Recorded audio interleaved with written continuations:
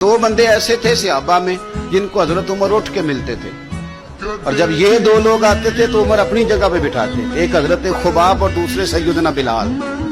फरमाते थे उन्होंने तकलीफें सही हैं दीन के लिए। हजरत खुबाब लोहे का काम करते थे, उनकी मालकन उम्मे उम्मार बड़ी सख्त औरत थी, लोहे का काम करते थे।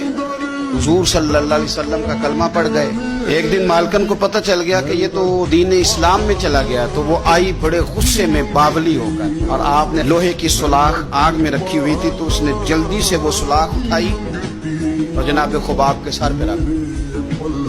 जलती हुई सुलाख वो आग का अंगारा बन जाती, जल गया सर मुबारक। बड़ी तकलीफ में आए मेरे रसूल पाक सल्लल्लाहु अलैहि वसल्लम के हुजूर, अर्ज़ की हुजूर मैं तकलीफ में हूँ, मेरे लिए दुआ फरमाएं। हुजूर ने क्या जुमले कहे, कुर्बान जाए मदीने वाले की दुआओं पर, हुजूर की दुआओं पर भी कुर्बान। और मेरे आला हजरत फरमाते हैं जब नबी पाक दुआ करते थे तो दुआ ऊपर नहीं जाती थी, कबूलियत नीचे आ जाती।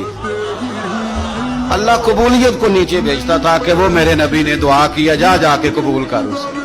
खुदा की रजा चाहते हैं दो आलम, खुदा चाहता है रजाए मोहम्मद सल्लल्लाहु अलैहि वसल्लम। इजाबत का जोड़ा, इनायत का सेहरा, दुल्हन बन के निकली दुआए मोहम्मद, और इजाबत ने झुक कर गले से लगाया बड़ी नाज से जब दुआए मोहम्मद सल्लल्लाहु अलैहि। तो रसूल पाक सल्लल्लाहु अलैहि वसल्लम ने दुआ की, और दुआ क्या की हुजूर ने?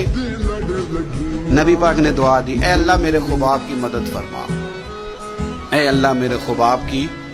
दुआओं का रंग होता है अगरचे हमें नजर ना भी आए। हुजूर ने दुआ कर दी। अब हजरत खुबाब कहते हैं कि उस दुआ का रंग मैं सोचता था, लेकिन ना मक्के के हालात है और ज्यादा कसरत से तादाद काफिरों की है और ताकत में भी काफिर हैं, इस्लाम पे बज़ाहिर गुर्बत है।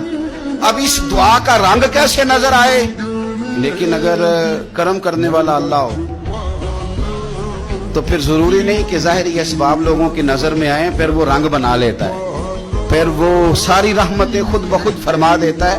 हजरत खुबाब कहते हैं वही मेरी मालकन उम्मे अम्मार बीमार हो गई, इतनी बीमार हुई उसके सर में कुछ दर्द उठा, इतनी तकलीफ के हर तबीब हर हकीम हर जगह गई। जब कोई नतीजा ना निकला तो एक तबीब ने उसे बताया कि सुलाख गर्म करके ना तो सर पे लगवाया कर, तुझे आराम आएगा।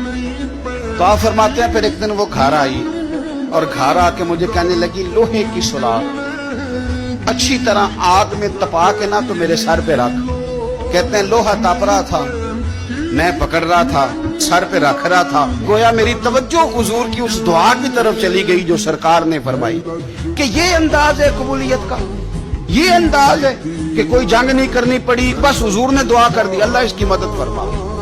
तो कुछ फैसले अल्लाह पे भी छोड़ देने चाहिए, बड़ी जल्दी रब करीम वो फैसले फरमा देता है और बड़ी जल्दी इंसाफ होता है।